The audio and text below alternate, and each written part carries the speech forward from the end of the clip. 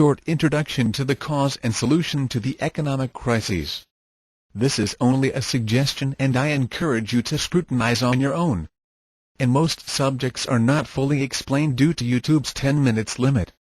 But it gives you a good opportunity to figure out things on your own. Since there cannot be any coercion within the matters discussed here.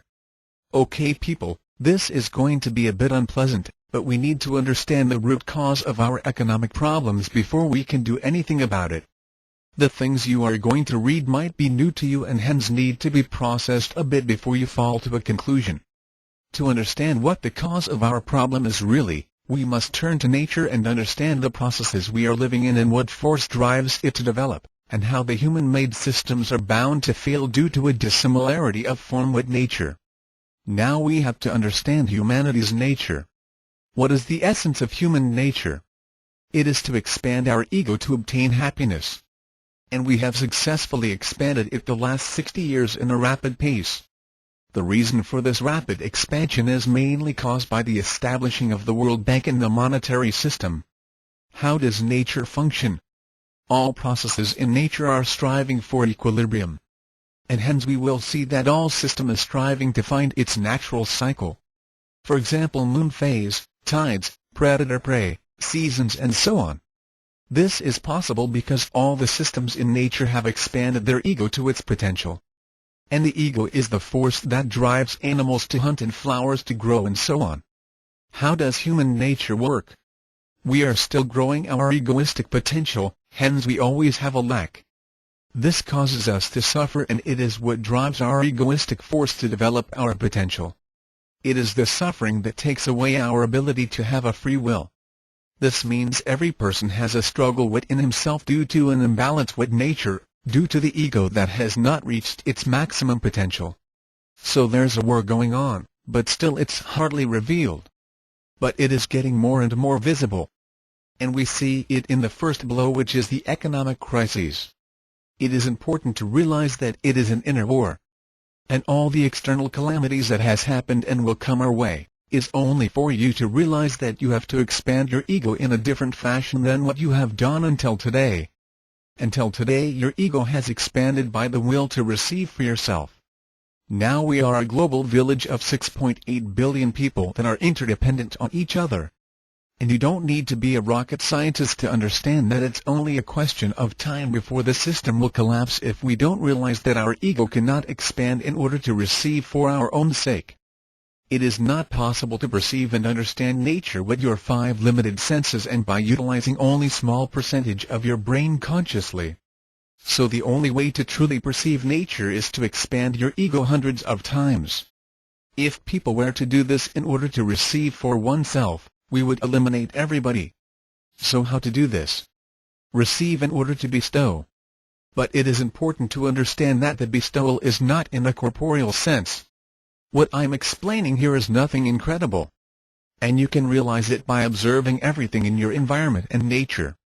Since you are a part of nature and has this potential, you are obligated to realize this potential. And if you do not realize it, you will be pushed to realize it. That is why you are now beginning to experience external blows through the economic crises and more is on its way. We are living within a precise system. And you can look upon it as a math formula that is in imbalance now. That is why the formula needs to be balanced through external blows. There exists a precise method to realize your potential. It is a method that has been developed through thousands of years to suit the particular generation. It was made available for free for everyone in 1995 because of the imbalance in the system. So if your desire is strong enough, you will find it. How to transcend the economic crises? First of all, we have to realize a few things. The first is that our leaders are only working within the system of expanding their own ego for their own sake. In practice they are only working for their own benefit. But through our falsely built moral rules they can clothe it within their interest for all. But basically because a lack of self-scrutinizing, they are only working for themselves. And hence they are playing with their own and others' life through searching for the truth. To truly understand how we as human beings can coexist with each other, we need leaders that are truly altruist until we have all corrected ourselves. When I look upon the leaders of the U.S. I cannot see any attributes in them that will lead this nation and the world in the right direction. And the first and most obvious is the concentration of wealth within the clan of leaders. This makes them the biggest slaves to the system, hence they have no free will. It is important to understand that people that have everything corporeal are those that are suffering the most, because they do not know how to expand their ego. And they are on a constant rush for a new satisfaction that is harder and harder to obtain. That makes them the most dangerous for humanity in general. The consequence through history have been fascism, but this is something that is getting more and more evident today. The concept of free will is the most difficult exertion to see.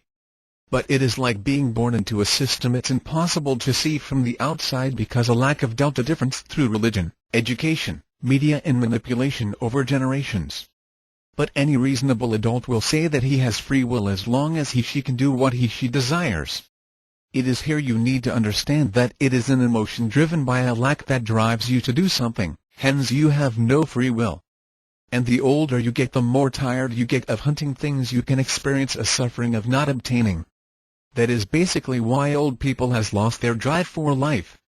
In other words, what we need to transcend the economic crises is to educate people how nature actually works, so we don't need to be beaten as a little stubborn child that do not want to learn. Basically, how can we educate ourselves how nature works so we can transcend the crises? It is now important to understand how humanity is doing completely opposite calculations to what nature is doing. Nature has an altruistic calculation, that means that they're doing for example 4/3, that means they get 4 parts but wants 3 parts. This is fluctuating a bit within a sinus curve or a cycle. Meaning that they have to do egoistic calculations in periods to provide for their necessities. But since they have obtained their egoistic potential, they will not go much outside this boundary.